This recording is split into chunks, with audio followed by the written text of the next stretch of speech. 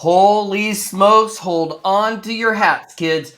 Today we have one of the top sales trainers that back 14 years ago, we were out on a speaking tour with Caren with Promote Your Passion. We've come a long way. He's not only the top sales trainer on the planet, he's the top trainer in the universe. We got him.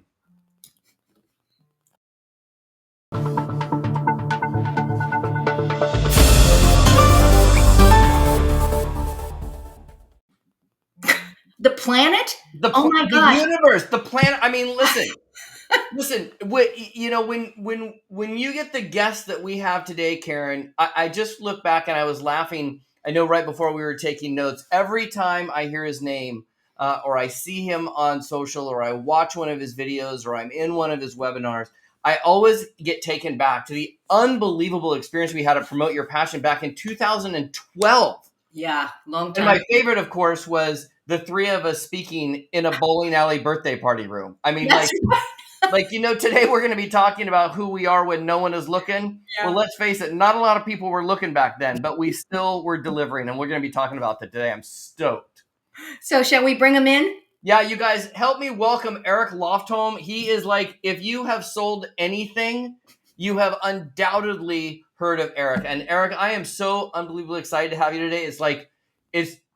It's awesome. So thank you first for making time for us. And I just want to say, though, Eric, before you even say anything, none of us have changed. We look exactly the same as we did that many years ago. And isn't that amazing? I want what we're all having. Just wanted to say that. It is great to be with you guys, and great to be with all of our watchers and listeners from all over the world. And I'm excited about sharing some great ideas today. So we're talking about, and Casey mentioned it before, that, we're talking about who we are as business leaders when nobody's watching, because it's for many of us, it's completely different as to when they are watching, right? Yeah, I think the interesting thing about how we operate, I'll say it from kind of my perspective, and Eric, I'd love for you and Caren both to kind of give your take on this, but we're all in the space where we advise and consult business owners and entrepreneurs and micropreneurs and solopreneurs and a bunch of business people. And what I've always found is that when you can blend transformational business and transactional business, if you draw it out on a Venn diagram, that centerpiece is really where you get hyper growth and you get hyper impact on an organization and helping customers. And for me, when people say, well, what's transformational? It sounds very like aluminum hat foil, tinfoil hat wearing. But at the end of the day, it really just sort of answers the question, who are we when no one is looking? And I think a lot of times, especially as speakers and trainers that we're out in front of people, we come in contact with a lot of people who they are on camera and off camera, very different. So I'm just curious, as we kick off the conversation, what are your guys' thoughts on kind of that idea?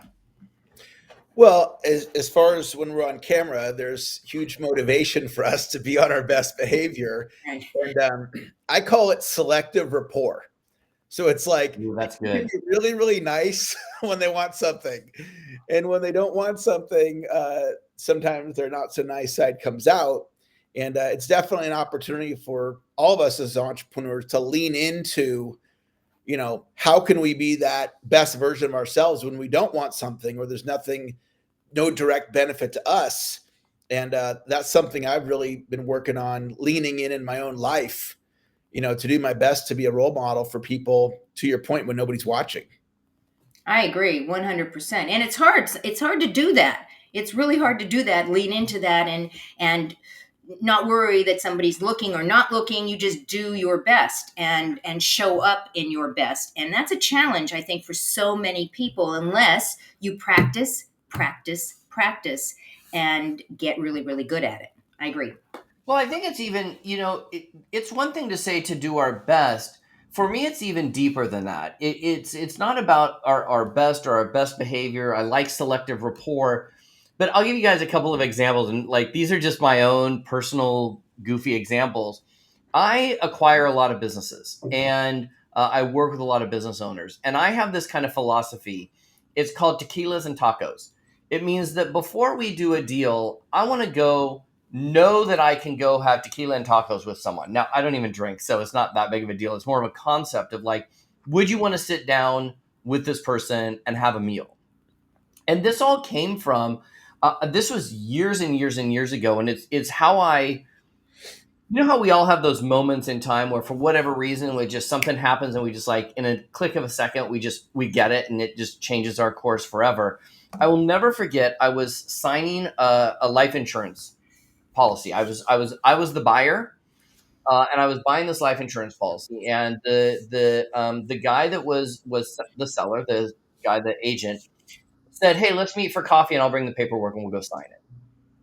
I said, "Okay, cool." So we went to M Street Coffee here in Los Angeles, and I remember that at the time I had this philosophy that I always wanted to not be the first one there, not because I wasn't trying to do, but if I'm the buyer, I wanted to give the person that I was buying from the ability to like set up and get settled, because I know that when I'm selling, I want to be there early, be on time, set myself up, and have a little bit of relax. So I always give them a couple of minutes. So I get to the coffee shop, and I can see that he's sitting down and he's got his little clipboard out and he's got his pen, like he's like ready to go, like he's probably already cashing the check from the commission, right? And I remember that I walked in and I needed a coffee, and he didn't have anything on his table. So I said, "Hey, can I get you a coffee?" He goes, "Oh yeah," and he gave me this like really long-winded coffee, whatever. We live in Los Angeles, so half calf decaf with a twist of lemon or whatever it was, right? And so I said, "Okay," and so I went and I stood in line, and I got thinking about it for a second, and I was like, if I was the guy that was selling and Eric, because you're the sales trainer, I mean, this is why this is like such a good thing, and I might be the total one in the wrong. So I'm setting myself up for I could have been the one wrong.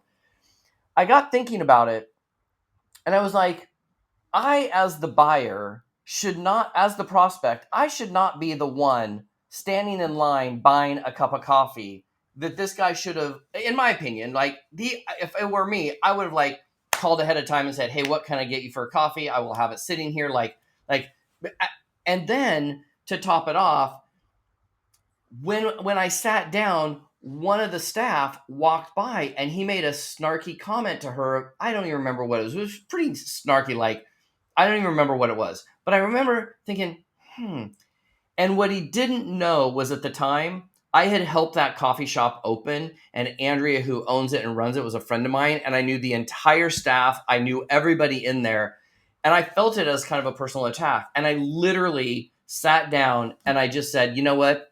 I've changed my mind." And I got up and walked away. And I've always thought about that for a minute, because for me, that showed who he was sort of when the prospect was looking, which means what does it show up as when no one is looking?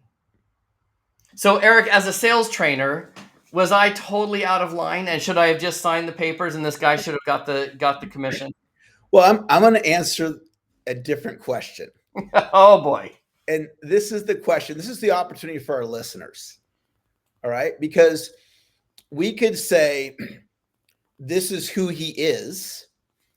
And if we say that's who he is, then it's a fixed way of being for him. He's that way now. He'll be that way tomorrow and for the rest of his life.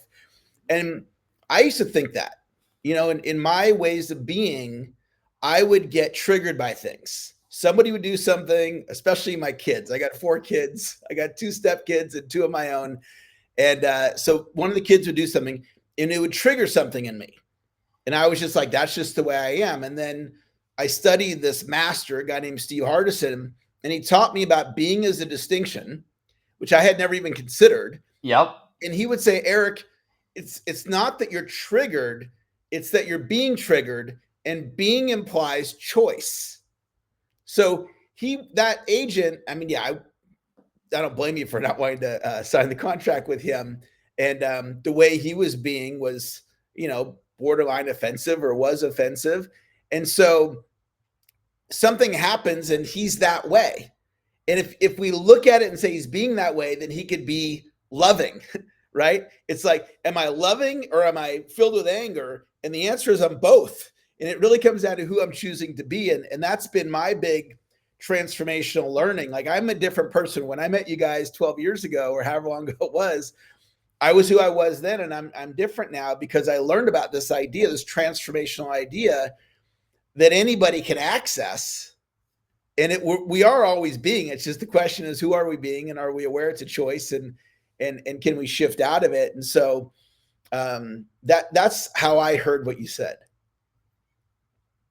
Yeah, Caren, what came up for you? I love this conversation. I love this conversation. I like the idea of being.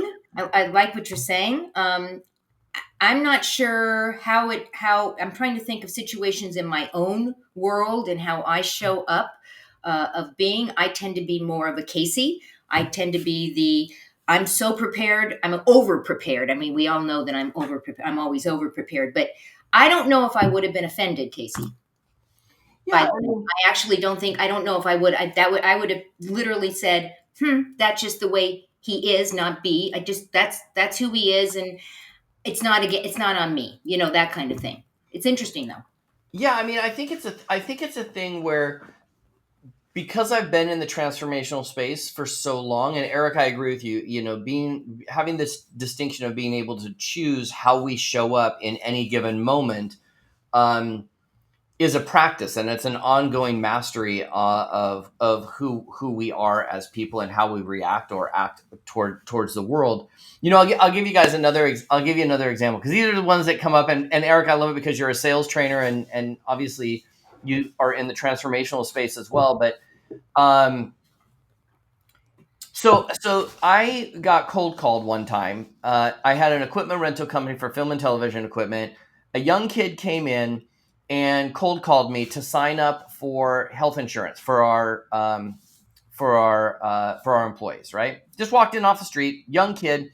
As a young entrepreneur, like, anytime a kid is selling something, for the most part, I'm buying. Like, I'm such a sucker, right? And he came in, and I said, you know what? We'll take a meeting, right? And he's like, oh, and he like was so flustered because this was clearly like his first time, and he showed up in like this tie and this white shirt, button down Oxford with the cool cufflinks and the tie and this whole thing, right? And so we set the meeting up, and I said, listen, here's the thing. Both my business partner and I don't do business with people in suits. Like, we're in a warehouse. I need you to show up here. Like, you can wear shorts and a t-shirt. Like, I'm serious. Like, don't rock in here with this tie and this getup. And he was like, oh, I'm going to bring my manager. I'm like, no problem. Like, no problem. But I'm telling you, manager, no manager, don't rock up in here in a tie. It makes me nervous. I don't like it. Gives me the heebie-jeebies, And so I literally had this entire joke that I said, listen, my family knows that if they bury me and they put me in a tie, that I will come back and haunt them at all. Like, it's like this big of a thing for me. So the next day, or whenever the meeting was, I remember I'm out like in the warehouse doing stuff, and I can see our conference room had this glass. It was like a glass conference room, and I see this whole thing, and there's like 3 guys in there, and they're setting stuff up, and I look out my eye, and they're all wearing suits and ties. And I didn't honestly, it was one of those things where I hadn't paid that close of attention to it. I'm like, they're all setting up, and finally I said to one of the guys, I'm like, well, what's going on? What's going on in the conference room? Like, oh, that's your whatever it was. Let's call it noon. That's your noon meeting. I was like, I've got a meeting at noon. I said, did somebody tell them they're wearing suits? You're putting me in a meeting with suits? What? Like, and I start having my own, this is probably my own way of being at the time. I probably chose to allow myself to get it still to this day is a little triggering for me.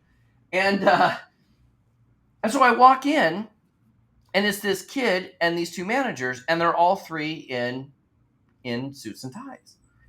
And I looked at the kid and I said, well, I'm super stoked you guys are here. Like, it's great to meet you. I said, but do you remember what I said to you when you walked out of here? He said, yes, sir. And I said, well, first off, we're not sir. I'm like, I'm still a teenager, I thought. And he said, yes. And I said, well, what was it? And he said, you told us not to wear ties. And so I looked at the other 2 guys and I was like, are you guys this guy's manager? They go, yeah. And I said, did he tell you that I didn't want to have you guys wear ties in here? He said, yeah, but that's our policy. We only do meetings in ties. And I said, well, you've left me in a really big pickle here because I have no interest in signing any of these documents, but I want the kid to get credit for the commission that he's going to earn because he actually listened.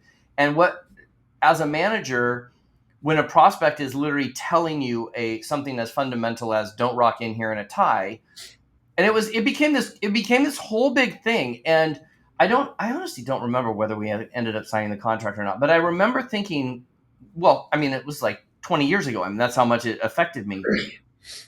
Eric, as a sales trainer, kind of in this transformational space, like how do you navigate that? You got a prospect that says, I'm telling you, like, hard line, this is what I want. And you've got managers that are trying to override this. And this kid's probably like, look, I just want the commission. All we had to do was take the damn ties off and chuck them in the glove compartment of the car. Right?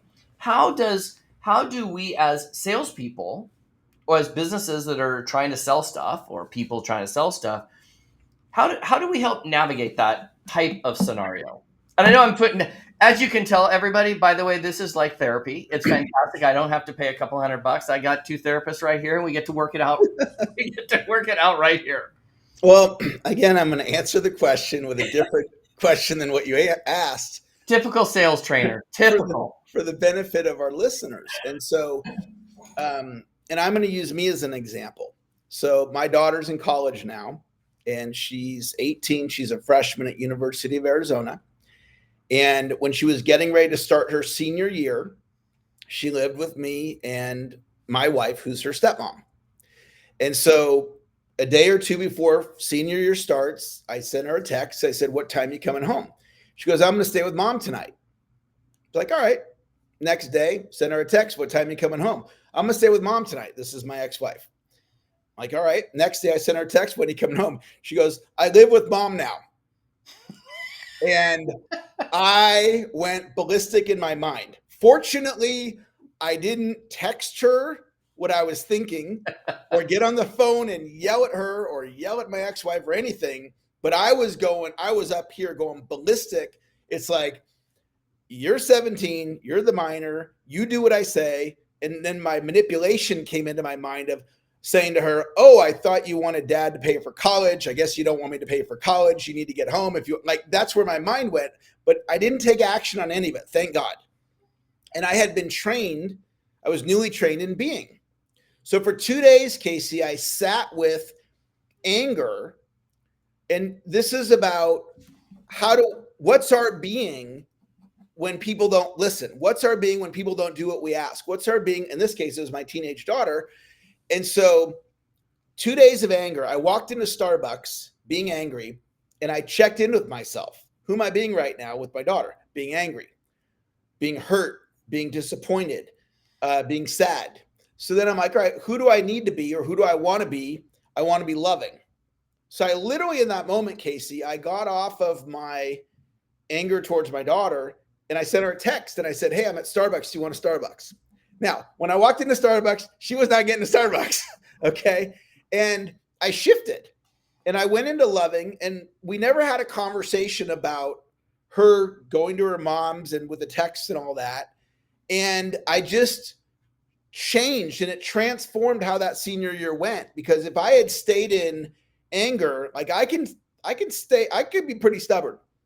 And so I think the opportunity is, how do we show up when other people don't listen to us or don't follow our direction? And like, especially when we're smart, right? I'm a smart guy. So I can know what other people in my mind should be doing. And a lot of times they're not doing what I should be doing. And so I've had to shift as a boss.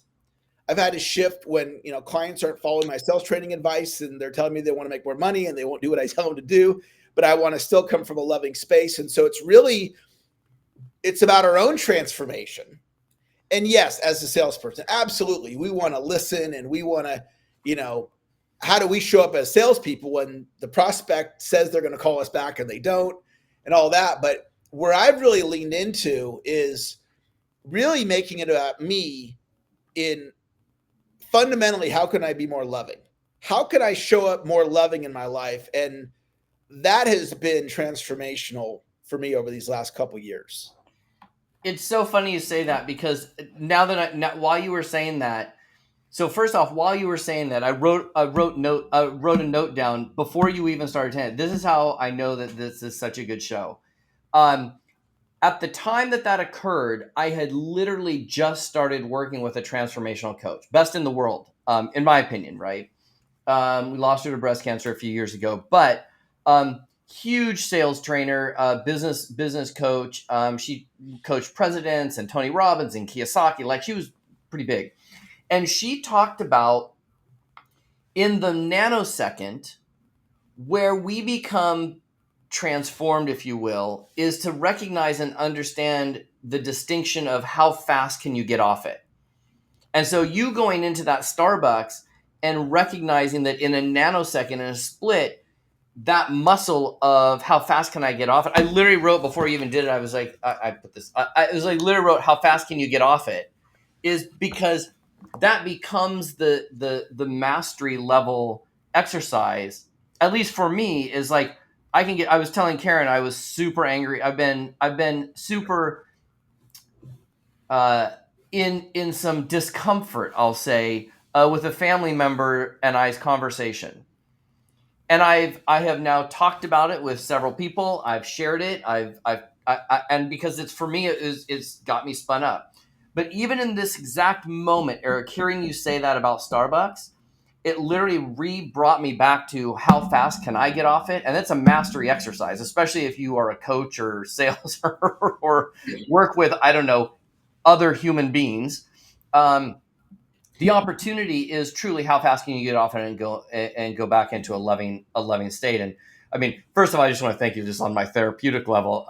In that moment, it just allowed me, because I held on to a lot of that, and I blamed this kid, and I blamed whoever set the appointment up, and I blamed these two managers for not listening. And at the end of the day, it was a stupid tie. Who cares?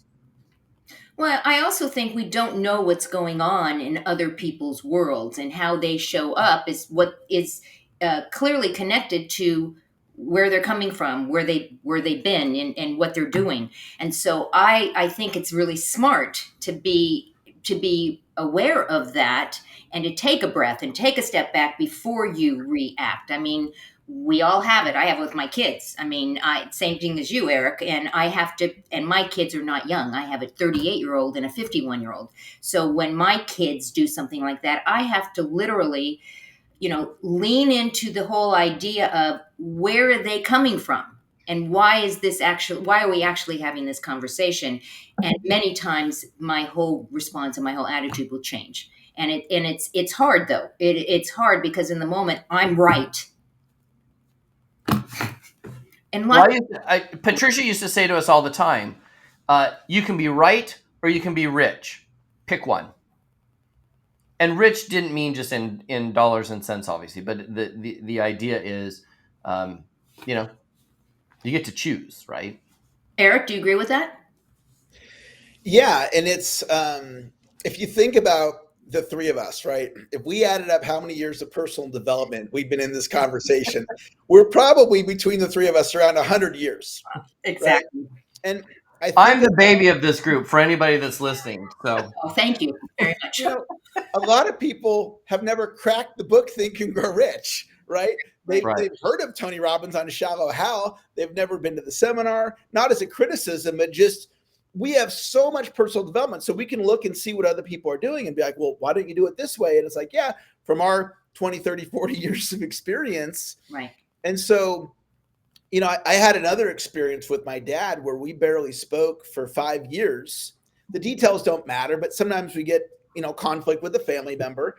And so I'm like, I'm right and he's wrong. And when he accepts responsibility and apologizes, we'll resume our father-son relationship. And then another year passed, and then another year passed. And then I learned about being, and I got a chance to take a look, and I'm like, who am I being? I'm right. You're wrong, Dad. And so I shifted to, my dad has a perspective and I have a perspective, and he does it his way and I do it my way. That shifted.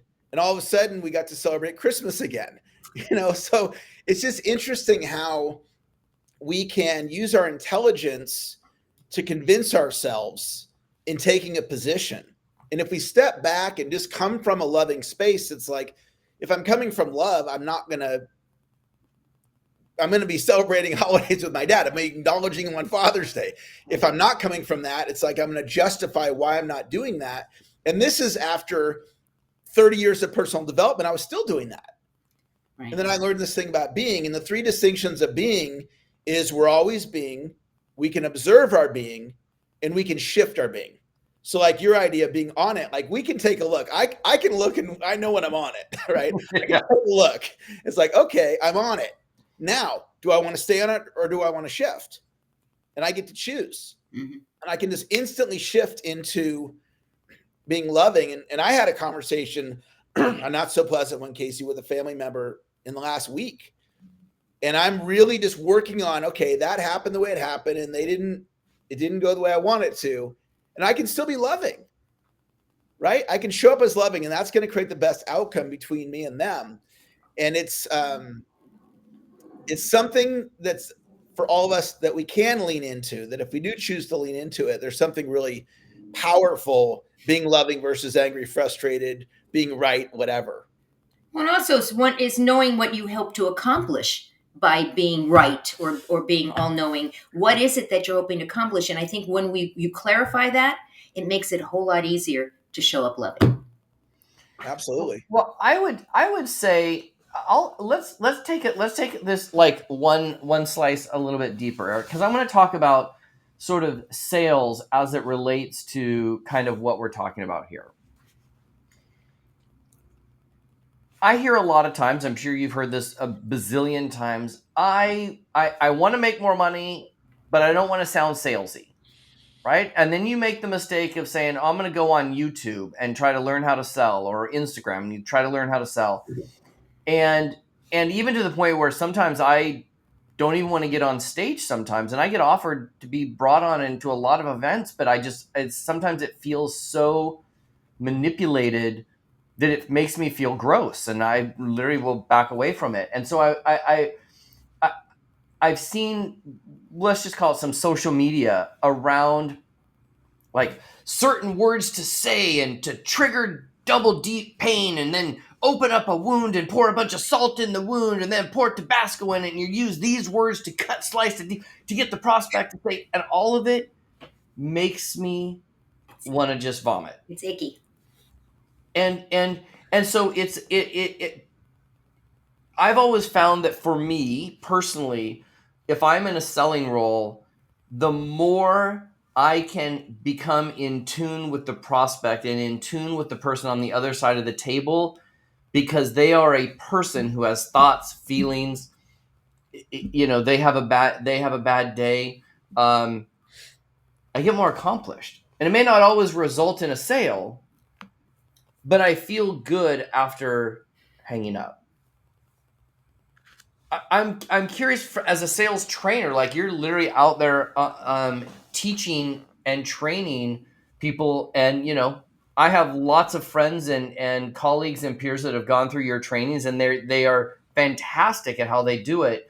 And I'm curious from your perspective as kind of the source training the source, how do you help them navigate that in this new sort of world of being conversations? Yeah, well, if we go back to the 3 distinctions of being, we're always being, we can observe our being, we can shift our being. So think of being one way is a position we're coming from.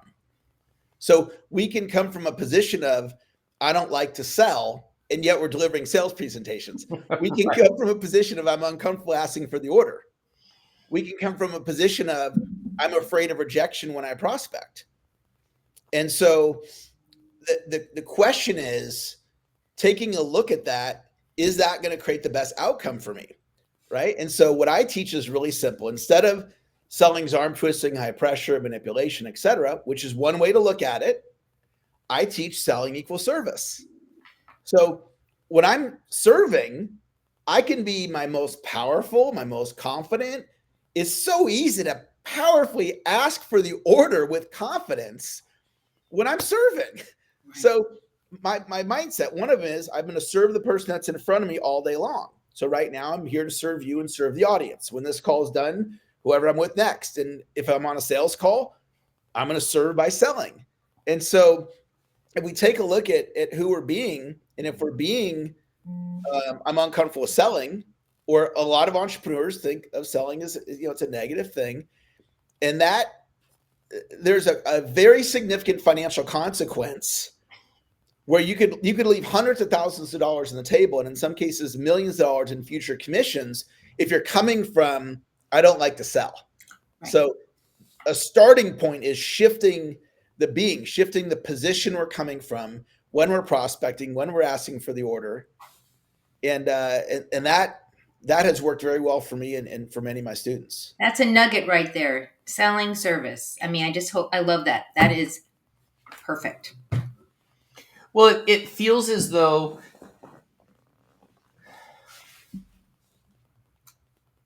when somebody comes to a conversation and they're in sales mode, I think a lot of people can sniff that out and figure out that they're in sales mode. Whereas if somebody were to show up in service mode, I think a lot more would get accomplished for both sides, including maybe it's not the right fit for the prospect to even buy whatever it is you're selling. I think that to me is one of the signs of the most powerful distinction of somebody, when somebody can look at me or Caren or you and say, you know what, I believe in this 100%, but this might not be the right product or the right service for you today or right here or whatever. And not using it as a takeaway, like FOMO type takeaway, but really as this is probably not the right fit for you. To me, that is so much more powerful when somebody in a sales role can do that than just looking at the sheet of numbers. Yeah. And one thing I would think about is I'm going to use a hat. I'm wearing a management hat. I'm wearing a dad hat. I'm wearing my CEO hat. I'm wearing a sales hat, and not making the sales hat mean something negative, right? So what I want to do is merge selling and service. Yeah. So to me, sales mode is service mode. It's all one, right? And so if we can really embrace that is a way to sell, and it's a way to manage, and it's a way to be a spouse, and it's a way to be a parent. When I'm having a tough conversation with my kids because they're making goofy decisions, and I have to give them the news that, they don't want to be parented, and I know they don't want to hear what I'm going to tell them in some cases. And it's like, oh, well, I'm serving you right now by telling you, right, don't do that, And so I think if we can really just go, selling's a hat I wear, management's a hat, some of you have with marketing. I'm not a good marketer. Well, embrace marketing. I don't like technology. I'm bad at technology. Perfect. With that one all the time. Yeah, social media.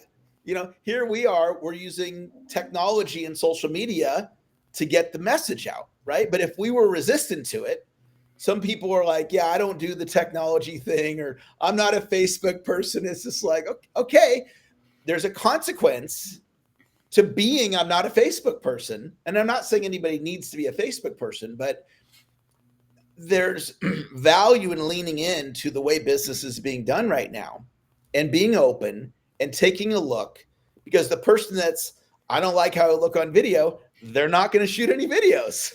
Yeah. And so there's a real big opportunity for us. The conversation we're having, there's layers to this conversation that can really open things up for people, because people in general, if you think about the idea of resistance, what do we want to do? We want to avoid it. Well, sometimes we need to lean into resistance, whether it's video technology, asking for the order, filing our taxes, hiring a virtual assistant. Some people are like, oh, I'm not good at hiring, and they resist, what can really take them to the next level. So there's a real power in embracing what we're talking about. Well, and understanding that takes us outside of our, it's so cliche to say it to me, oh, get outside your comfort zone, right? But, I had a situation, and I actually am going to call myself out on this, because I'm not the fastest person on the planet to change, especially when I'm in a box and I'm comfortable where I'm going. But this is a perfect example. So I have been an investor since I was 15 years old. I've invested in almost anything that you can come up with. I've tried it. And I have been investing in the crypto market since 2017. It's a whole thing. And I have known at my heart and in my brain that there needs to be a point where I understand and recognize how to take cryptocurrency off an exchange and put it on a thumb drive, what's called a cold wallet. If you're not in crypto, it essentially just means taking the power back in my own hands and not leaving it in control of somebody else. Okay. So I had a friend of mine say, you must get this done immediately. I need you to go buy the little cold wallet thingy, right? It's a little USB port. It's not a big deal. So I went and I bought the thing. Okay. I put it in my backpack. I've been carrying that thing around for literally months and months and months, because the idea of going on and coming up with a password and figuring it all out it just became overwhelming. I was that person where I was like, I'm not the technology guy, even though I teach technology, which is probably a whole nother 7 or 8 therapy session. Right? And so literally like 2 nights ago, I was like, okay, I'm involved in a project. The founder, when saw that I wasn't using a cold wallet, literally looked at me in a way that for whatever reason in that nanosecond, I was like, oh, I got to figure this out. I sat down, and for a joke, I actually went back and looked at the day I bought this thing. I just went back into the order online. I bought the thing May 31st. Now, it won't matter when you're watching this. Let me just tell you, it's months beyond May 31st. Wherever you are in the spectrum of time, if you're watching this on May 29th, by the way, it was a year ago, right? So, but it was months and months ago. I sat down, I read the directions. It took me about 20 minutes. And I just looked and I felt so accomplished when I was done. It was such a huge relief off of me. And I say that because I think there are so many things that we hold up resistance to.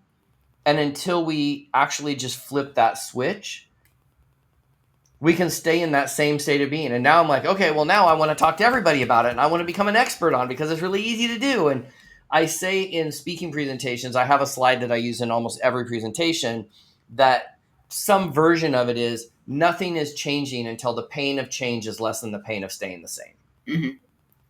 And it's kind of even in that little moment, I recognize that I became a little bit of a better business person by going through that cold wallet exercise, not because of what that meant, but because of the ability to get off it and just do it versus being on it. Oh, well, what if I lose it? What if I lose the seed phrase? What if I don't what happens if the house burns down? What happens, yeah, we can be on it for the littlest of things.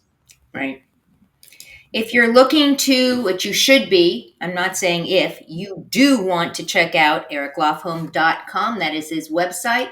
Eric's also on LinkedIn at Eric Lofholm. And he's also on Facebook at, that's all together, Eric Lofholm. And finally on YouTube, Sales Champion 1. What are they going to find on your YouTube channel? We're getting ready to put up about $100,000 in free content. Ooh. And what Casey, what you were just saying, my version of that is video. And so I got my green screen over here and my lights. That's all brand new. Yay. And so I should have been doing that years ago. For whatever yes, you should. There are no shoulds in this, guys. For whatever reason, I had the same resistance in my brain about you with the wallet. That's all of us, right? Right. So I'm getting ready to make some huge moves on putting up 2 new videos every week. And we're just going to load up there's a bunch of videos on there, but we're going to load up a bunch of more phenomenal content. If you enjoyed the show today, check out the YouTube video. It's free. And I really liked you sharing about the crypto story there, because you being in crypto since 2017, I mean, that's a long time. And we all have that version of crypto. For me, it's video. And then I got to work on whatever my next thing is, right? And everybody listening has that. And the thing is, like, getting a green screen and the lighting or the wallet thing that you did, it's not hard, but our brain creates that resistance. Right. And what if it's hiring that VA, or what if it's getting that online funnel put together, or doing that joint venture, or whatever it is, right? And then all of a sudden you break through that and it just changes everything. And real transformation is available to all of us, especially when we explore that resistance. So I really loved what you were saying there. So we're going to encourage people also to go check out Expand the Business. It is a Facebook community. Get your phones out, scan the QR code, and go check it out. You're going to see all the great things that are going on in that community with Casey. Hey, Eric, any last minute thoughts? This has been awesome. I think we could probably go on for hours at this point, but we have to turn off the camera at a certain point. Well, a couple things. One is that if you know somebody that you feel would benefit from this message, please share it with them. And my final thought I'll share is an idea of consuming content with repetition. So yesterday I watched my pastor on a Facebook Live, and it was exceptional. And I'm like, I got to watch that more than once. So as you listen to this message that we all shared with you today, if it really hit the mark for you, go back and watch it a second, third, fourth time to really get what was shared. I mean, I've been studying the mind since 1988. So the place I was coming from, there's a depth to these ideas. And if you have resistance to selling, or, what Casey was talking about with resistance in general, go back and listen or watch this multiple times to get it in your subconscious, because this one episode could transform your life. Right. And then go and teach somebody, because then it'll totally be ingrained. That's what I learned a long time ago. If you can't teach it to somebody, you don't really know it yet. It's funny. I'll leave us with this kind of thought, just tagging into this to both of you here. I train this to our folks that I work with all the time, and it's I don't remember who I first heard it from. So if you're watching and I stole it, it's not that I stole it. It was so powerful for me that I've just ingrained it into literally who I've become, and that is the acronym ILT. Now watch, Eric's going to say, I came up with that, right? And I'm going to have to pay a residual, right? But it's ILT. It stands for invest, learn, teach. So the idea is that you invest time, energy, money, some resource into learning something new. And in order to make it sink, you turn right around and teach it. ILT, invest, learn, teach. And my friend Ray Higdon used to do this. He used to go to seminars, and this is funny. This is how he got started in video. Is he would go to a seminar, and then he would go up at the end of the day with his notebook and open up his notebook, turn on a camera, and essentially teach what he learned that day in the seminar, just reviewing notes. And that was part of his process. So I agree with both Eric and Caren. If you guys can take something that you learned out of today, and maybe the next time you're in Starbucks, make a quick decision. Maybe before you scream at somebody for driving recklessly in front of you, what if they're on their way to the emergency room, or they're on their way to a funeral, or they're on their way to something that could be really impactful for their community? Maybe you just make a choice in that split second to shift the state of who you're being. So this has been awesome. Thank you, Eric, so much for coming on and hanging out. And we appreciate everyone watching today, because you have a choice as to where you spend your time. You chose to spend it with us today. We are eternally grateful.